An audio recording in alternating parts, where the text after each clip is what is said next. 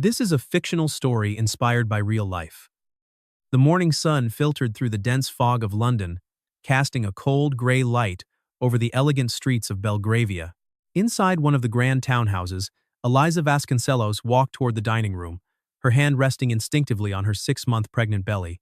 She knew this breakfast wouldn't be a pleasant family gathering. For months, her husband's family had treated her like an outsider, a simple girl from a quiet coastal town whom their golden heir, Andrew, had married in a moment of romantic impulsiveness. To them, her lack of an aristocratic family tree meant she was nothing more than an inconvenient guest. As she pushed open the heavy mahogany doors, she noticed the atmosphere was unusually formal. The long table was set with fine porcelain and silver, but at the center sat a dark navy leather binder bearing the family's traditional crest. Andrew was already seated, his face expressionless, while his mother, Lady Celia, sat at the head of the table, her emerald necklace catching the dim light like a warning sign. "Sign it, Eliza," Andrew said, his voice quiet and steady, as if the lack of emotion could make the command sound elegant. Eliza sat at the far end of the table, looking at the document. It was a legal contract, drafted by the family's private attorneys.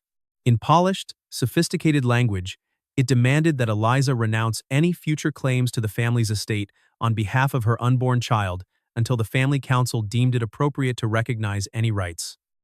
It was a trap wrapped in legal perfume. Lady Celia tapped her manicured nail against her crystal glass, a sharp sound that echoed in the silent room. "It is merely a formality, my dear," the older woman remarked, her tone smooth yet cutting. "Intelligent women do not make a scene when they enter a family of our standing. We require discipline, silence, and gratitude. The Vasconcelos name is not a free shelter." Eliza looked from the paper to her husband, waiting for him to speak, to defend the life they were creating together, but Andrew remained still, observing her like a difficult business negotiation. "My mother is trying to prevent you from making a mistake," he muttered. Eliza felt a sharp ache in her chest, not from fear, but from the sudden, clear realization of where she stood. "What mistake, Andrew?" she asked, her voice remarkably calm. "The mistake of thinking you can use this pregnancy to leverage power over us," he replied with a cold laugh.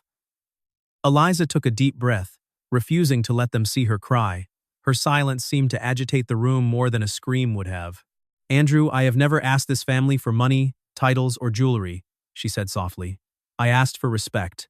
Andrew leaned forward, his eyes narrowing. "Respect is earned, Eliza. You arrived here with nothing. No fortune, no name, no protection." The silence that followed was dangerous. Eliza looked down at her hand, where a worn, matte gold ring with a small, dark stone sat on her finger. It wasn't her wedding band. It was an old family heirloom given to her by her father before she moved to London. He had told her back then that some doors should only be opened when she decided it was time to come home. For months, Eliza had tried to save a marriage and fit into a house that never truly let her in. She remembered the subtle humiliations, the medical appointments Andrew promised to attend but always missed, and the late-night phone calls she overheard where he frantically discussed mounting debts while smiling at breakfast the next morning, as if his empire were invincible. "Eliza, take the pen," Andrew ordered, his voice losing its cold composure, replaced by an underlying tension. He was unaccustomed to being defied, especially in front of his mother and the uncles who sat silently at the table. "No," Eliza said. The single, short word made Lady Celia lose her color. Andrew pushed his chair back violently, the heavy wood scraping loudly against the marble floor. He stood up, towering over her. "You will not turn my home into a theater," he snapped. Eliza stood up slowly, keeping one hand firmly on the table and the other protecting her abdomen. "Your home? I slept here, I dined here, I smiled for your guests here, but it was never my home. You made sure to remind me of that every single day." Andrew stepped closer, the expensive scent of his cologne now feeling like a threat rather than a comfort. "Do not challenge me, Eliza," he warned. She looked him directly in the eyes. "I am not challenging you, Andrew. I am choosing myself." When Andrew reached out and grabbed her arm, it wasn't a sudden explosion of anger, but a firm, controlling grip born from the habit of being obeyed. Eliza tried to pull away without making a scene, but his grip tightened. "Let go of my arm," she demanded. "You are going to sign it," he said, his face darkening. "You have nowhere else to go." Eliza looked at him with a sadness so profound It almost looked like pity. That was the lie I tried hardest to believe, she whispered. In a sudden, tense movement to keep her from turning away, Andrew pushed her away from the table. Eliza lost her footing. Her side struck the edge of a heavy dining chair, and she tumbled onto the thick rug, instinctively curling her body to protect her belly before she even thought of her own safety. The impact caused a crystal glass to tip over, and dark red wine spread across the white linen tablecloth like a vivid stain. For 2 long seconds, nobody in the room breathed. Lady Celia whispered, "Good heavens, Andrew!" But she didn't move toward the floor. Eliza lay on the rug, her heart hammering against her ribs, a dull ache blooming in her arm and a cold fear gripping her chest. There was no sound, but something irreversible had just broken. Andrew stood frozen, staring at his hands, then stepped forward too late. "Eliza, get up." "It wasn't supposed to be like that," he stammered, reaching down. But she recoiled before his hand could touch her, a small gesture that seemed to wound his pride more than a blow. "Do not come near me," she said, her voice trembling but resolute. She felt a small, reassuring movement inside her womb, a quiet sign of life amidst the hostility. With an effort, she pulled her phone from her coat pocket. The screen was cracked from the fall, but she unlocked it with shaking fingers, opened a message thread simply saved as "Father," and typed a few words. "Father, I am choosing to come home now." She sent the message before Andrew could realize what she was doing. Lady Celia finally approached, her heels clicking sharply on the marble, not to assist, but to regain control of the room. "Who are you messaging, Eliza? Don't be childish. We can resolve this within the family." The word family made Eliza let out a humorless laugh. A family doesn't corner a pregnant woman to strip her child of their rights. Andrew ran a hand through his hair, trying to piece his authority back together. "You are exaggerating. I lost my temper for 1 second." Eliza used the chair to stand up slowly, refusing every hand that was suddenly offered to her. 1 second reveals more than years of speeches. One of the uncles muttered that this incident had to stay within these walls, worried about the staff talking or the family name appearing in local gossip. Eliza realized then that they weren't worried about her well-being. They were worried about the cracks in their polished veneer showing to the world. Suddenly, Andrew's phone vibrated on the table. Then Lady Celia's phone buzzed, followed by the uncle's, the cousins, and the family's private lawyer who was waiting in the adjacent study. A sequence of notifications filled the room like rain against a window pane. Andrew picked up his device, his face turning pale not with guilt, but with a sudden professional dread. "Why is the corporate legal department calling me at this hour?" he muttered.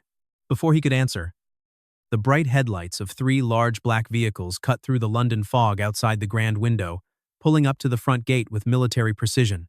The house security guard entered the dining room, completely losing his usual poise, and whispered something into Lady Celia's ear. She froze, her hand dropping from her emerald necklace. "Arthur Sterling?" she repeated, as if the name itself had forced its way into the room before the man did. Eliza closed her eyes, breathing in the cold air, accepting that the shield she had hidden from for so long had finally arrived. The double doors of the dining room opened without violence, but with an authority that made everyone step back. Arthur Sterling walked in first, dressed in a tailored charcoal suit, his gray hair perfectly styled, his expression entirely too calm for the chaotic scene before him. Behind him came 4 senior attorneys and Julian Vance, a sharp-eyed man carrying a leather briefcase. Julian spotted Eliza immediately. His eyes flicked to her hand over her abdomen, then to the reddening mark on her arm, and his posture shifted instantly into an alert, protective stance. Andrew tried to speak first, desperate to control the narrative. "Sir, there has been a private family misunderstanding." Arthur didn't look at him. He walked straight to Eliza, stopping at a respectful distance, and asked softly, "My daughter, can you stand?" The entire room seemed to lose its footing. Lady Celia gasped, her hand flying back to her collar, while Andrew's mouth opened, but no sound came out. Eliza looked at her father, tears finally bright in her eyes, though she still refused to let them fall. Arthur turned slowly to face Andrew. He didn't shout or point fingers. His absolute calm was more terrifying than any threat. "You didn't just push my daughter, Andrew," Arthur said, his voice low and cold. "You just dismantled the last wall that was protecting your family from me." Andrew stumbled back a half step. "Your daughter?" Lady Celia tried to piece her social mask back together. Mr. Sterling, if we had known. Arthur cut her off with a single glance. You knew she was human, madam. That should have been enough. Julian stepped forward, speaking directly to Eliza without touching her. Eliza, your father asked us to step in. Do you authorize us to call your personal doctor and formally record what occurred here? Eliza looked at Andrew, at the navy binder, and then at the wine stain on the white cloth. I authorize it, she said firmly. And nobody touches my child. Julian opened his leather briefcase, the sharp click of the latch sounding like the beginning of a legal sentence. One of Arthur's attorneys handed a set of documents to the Vasconcelos family lawyer, who had just rushed into the room with a crooked tie and the devastated expression of someone who recognized the corporate names on the pages before even reading the text. Arthur didn't talk about money. He spoke of immediate legal protective orders, preservation of evidence, and formal notifications to the regulatory boards overseeing the joint venture contracts currently under review.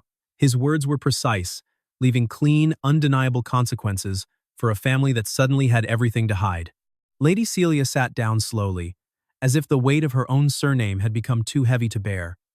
Andrew stared at Eliza, as if seeing her for the first time, realizing too late that he had never truly known her at all. She didn't smile or celebrate. She simply slipped the wedding band off her finger, placed it on the table far away from the contract, and walked toward the exit, her father's old ring catching the light as she left the room. The black sedan moved through the quiet streets of London without urgency, its slow pace feeling like its own form of quiet finality. Eliza sat in the back seat, one hand resting over her belly, the other tightly gripping her father's antique ring. Beside her, Arthur remained quiet, observing his daughter's face with a deep, contained sorrow. Julian sat in the front passenger seat, speaking in low tones into his phone, coordinating a medical evaluation, security details, and a formal legal log without turning Eliza's vulnerability into a public spectacle. As the car turned onto a quieter avenue and the city lights blurred past the window, Eliza finally broke the silence. I don't want you to destroy everything because of me, Father. Arthur turned his head slowly. I didn't come to destroy anything because of you, Eliza. I came to stop them from continuing to destroy you. She closed her eyes. I waited too long. Her father's voice softened, losing its corporate edge. You chose to love, my dear. The fault lies entirely with them for mistaking your love for permission to mistreat you. Julian caught her reflection in the rearview mirror, but didn't look for long, giving her space.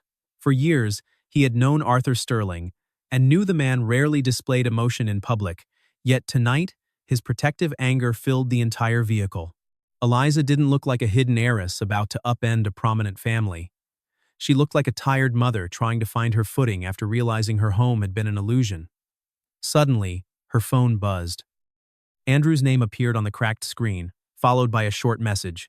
Eliza, please answer. We need to talk before this becomes a tragedy. She read it without replying. Julian spoke up from the front with practiced care. You don't have to answer anything right now, Eliza. She looked up at him through the mirror. Are you speaking as a lawyer, Julian? Or as someone who knows what families like theirs do when they lose control? Julian paused for a moment. As both, he replied quietly. When they arrived at Arthur's private apartment overlooking the city, everything was steel, clear glass, and expensive quiet. A trusted obstetrician arrived before Eliza even took off her coat. Julian remained outside the sitting room near the door, while Arthur paced the floor, a glass of water untouched in his hand. Will she be all right? The father asked, his voice cracking slightly for the first time that night. The doctor reassured him with calm professionalism, stating that Eliza needed complete rest and that the baby's vitals were entirely stable. Hearing this from the doorway, Eliza finally let a single tear slip down her cheek, not for Andrew, but from the immense relief that the life inside her was safe. When the doctor asked to document the faint red marks on her arm, Eliza nodded. Take the photos, not for revenge, but so that tomorrow no one can claim I invented any of this. While Eliza was resting, Julian received the first updates from the legal team that had remained at the townhouse. The Vasconcelos family attorney had signed the initial preservation notices, but Lady Celia had reportedly refused to hand over the internal security footage from the dining room. That refusal spoke volumes. On Julian's phone, alerts were arriving from 3 different sectors: the corporate compliance team, the family law specialists, and the financial analysts whom Arthur had kept monitoring the Vasconcelos group's shifting assets in silence for months. Julian walked into the study where Arthur was waiting. "They are going to try to paint Eliza as an opportunist by tomorrow morning," Julian stated. Arthur nodded grimly. "Celia has always preferred to attack a person's character before the formal documents ever reach the table." Julian opened his files. "The contract they tried to force her to sign is legally flimsy, but it clearly demonstrates intent, and the physical confrontation changes everything." Arthur looked toward the closed door where his daughter was sleeping. "I should have brought her home sooner." Julian didn't sugarcoat it. "She wouldn't have come back then, sir." The father closed his eyes. "I know. That is the hardest part." Meanwhile, inside the Belgravia townhouse, the elegant atmosphere had turned into organized panic. Lady Celia ordered the staff to replace the wine-stained tablecloth immediately, as if erasing the physical mark could erase the entire evening. Andrew paced the study, his face pale, his phone clutched tightly in his hand. "Who exactly is Arthur Sterling to our firm?" he asked the family attorney, who took too long to answer. "A name our family should have respected long before tonight." The lawyer replied quietly. Lady Celia turned on him with sudden anger. "Do not speak to me as if we are ruined." The attorney took a deep breath. "Madam, do you understand what it means for Sterling Holdings to initiate an immediate audit on every credit line connected to your commercial properties?" Andrew's uncle murmured that it was impossible, that the Sterlings rarely intervened directly in mid-market firms. Lady Celia tightened her hand around her necklace. She was his daughter, and she never said a word. Andrew stopped pacing, a sudden realization washing over him. "She entered this house as my wife. Mother, you are the one who tried to turn her into a non-disclosure agreement." Back at the apartment, the early afternoon brought a new piece to the puzzle. A woman named Sarah, a former personal assistant to Lady Celia, who had been dismissed months prior under vague circumstances, arrived accompanied by one of Arthur's private investigators. She wore simple clothes and held her bag tightly, her knuckles white with nerves. Eliza recognized her vaguely from a past dinner party where Celia had reprimanded her sharply in front of the guests. Julian offered her a glass of water and assured her she was safe to speak. Sarah looked at Eliza, her voice trembling slightly. "I saw you crying in the hallway once, Maeve. I should have spoken up then." Eliza didn't offer an accusation. "Why are you here now, Sarah?" The woman reached into her bag and pulled out a small silver flash drive. "Because Lady Celia told me to delete a series of internal emails before I left. I cleared them from her primary computer, but I kept a secure backup copy." Julian didn't touch the drive immediately. "Do you know what is on this, Sarah?" She nodded. "The real reason they wanted to ensure your child had no direct legal claim to the estate." The files Sarah provided didn't solve everything instantly, but they connected lines that had previously been mere suspicions. There were explicit notes concerning the restrictive agreement Eliza had been pressured to sign, clear directives to limit any future financial exposure, and an email exchange between Lady Celia and a restructuring consultant regarding the risk of the Sterling name becoming publicly attached to their shifting debts before their loans could be consolidated.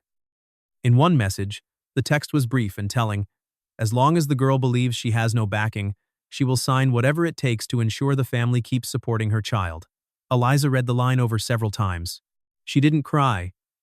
It was as if her tears had run dry, replaced by a quiet, steady resolve. Arthur turned away, his jaw set in a silent, protective fury. Julian stood beside her, keeping his voice level. "This shows clear planning, Eliza. We will still need to verify the source, context, and data integrity of these files before using them formally." Eliza looked up. "Do everything strictly by the law, Julian. I don't want to win by using underhanded methods." Julian looked at her, his usual professional detachment slipping for a split second.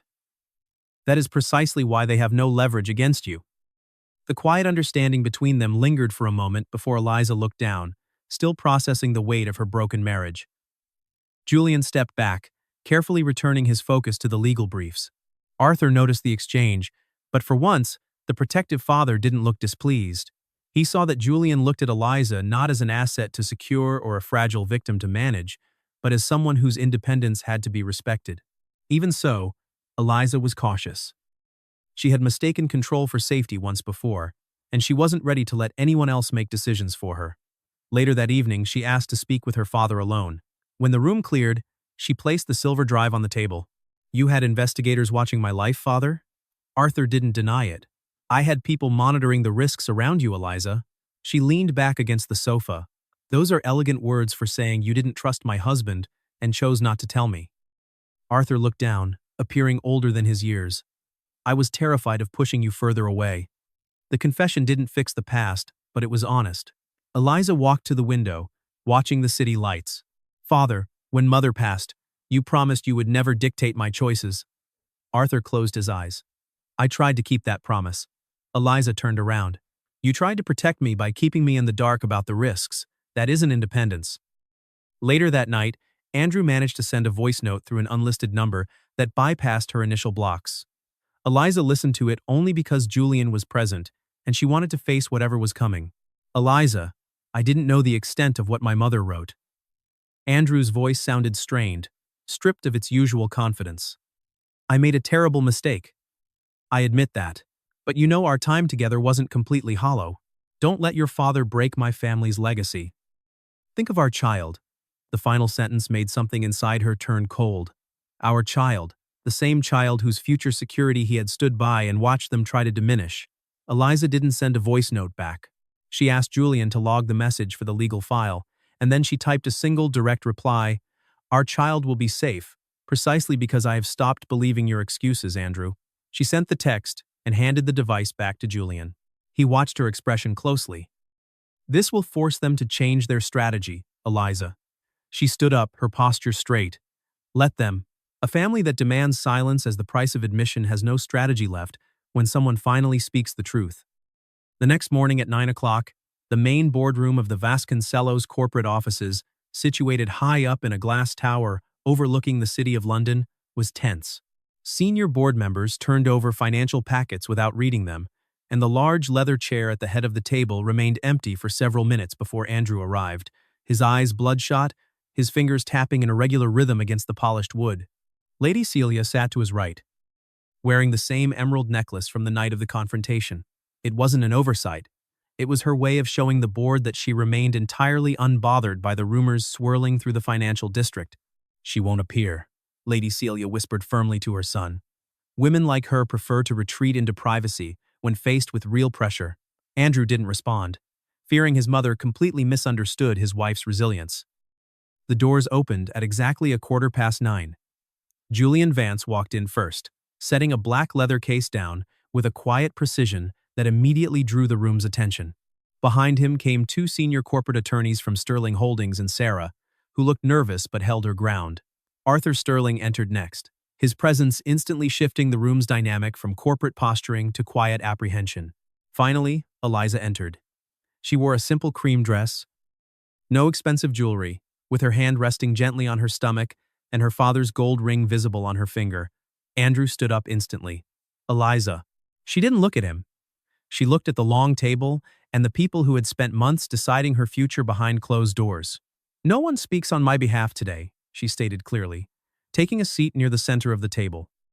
A senior board member cleared his throat, attempting to steer the meeting back to a standard corporate dispute. Julian intervened smoothly, opening his case.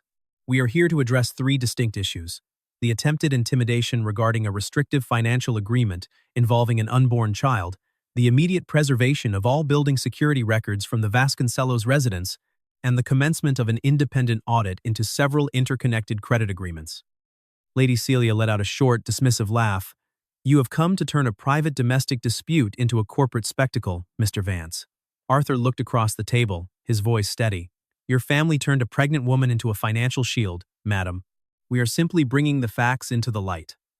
Andrew lowered his gaze, knowing how dangerous the light was for their current financial structures. The Vasconcelos corporate attorney attempted to challenge the validity of the backup files Sarah had provided, claiming that digital records could be altered and that a disgruntled former employee was not a reliable source. Julian listened calmly without interrupting. When the attorney finished, Julian placed 3 certified paper copies of the communication logs directly on the table. "We are not relying solely on digital files, counsel. We have verified transaction paths, external server routing logs, and independent technical validation of the timelines." He then displayed the specific message on the room's main screen, the text sharp and clear. As long as the girl believes she has no backing, she will sign whatever it takes to ensure the family keeps supporting her child. Andrew stared at the screen, then turned to his mother. Did you authorize this? Lady Celia kept her chin high. I authorized a standard risk assessment for our legacy assets. Eliza looked directly at her husband. I was your wife, Andrew. Our child was a life to protect, not an asset risk. Andrew opened his mouth to reply, but found no defense that wouldn't further damage his standing with the independent board members. One of the older directors asked when the executive committee had been informed of Eliza's connection to Sterling Holdings. Julian turned a page in his file. The family executive committee conducted indirect background searches prior to the marriage, but intentionally withheld that context from general disclosures, attempting to secure restrictive agreements before any corporate realignments took place. Arthur added coldly, and to be entirely clear, my daughter never requested a single pound from my firm to assist her or to interfere with your operations. You are the ones who sought a shortcut to stability. Andrew stood up abruptly, the pressure in the room becoming too much to bear. Eliza, I didn't know the wording of that specific email. She looked at him with a quiet, steady sadness. But you knew about the contract, Andrew. You stood by it. He remained silent. My mother explained it was for the long-term stability of our name, he mumbled. Eliza shook her head slowly. Stability against whom? An unborn child? A wife who waited for you alone at every appointment? You allowed them to treat me like a transaction because it was easier for you to call my silence maturity. Every word she spoke dismantled his defense in front of his own board. Lady Celia tried to command the room once more. Andrew, sit down. But for the first time, he ignored her command, his mother's authority fracturing completely in public. You are disrupting a respected firm over a singular domestic disagreement, Lady Celia said, her voice turning sharp as she looked at Eliza. Eliza stood up, the entire room following her movement in absolute silence. No, Lady Celia. A disagreement is a misplaced document. What happened in your home was the culmination of months of calculated exclusion. You labeled me simple, convenient, and isolated. You treated my pregnancy like leverage and my quietness like weakness. Today, I am here to correct that assumption. She touched her father's ring. I was never alone. I chose to keep my family's name separate from my marriage because I believed in our relationship. But when you targeted my child, you mistook my choice for a lack of boundaries. The independent board members realized the severity of the situation. Arthur held the leverage necessary to call in outstanding corporate guarantees and initiate immediate legal reviews that would compromise the firm's standing. Lady Celia knew it, and several directors were already calculating the fallout, but before her father could speak, Eliza turned to Julian. I am not looking for a corporate dismantling driven by anger. I want an independent oversight committee established. The temporary suspension of Andrew from executive decisions involving these joint assets, and the full preservation of the residence records.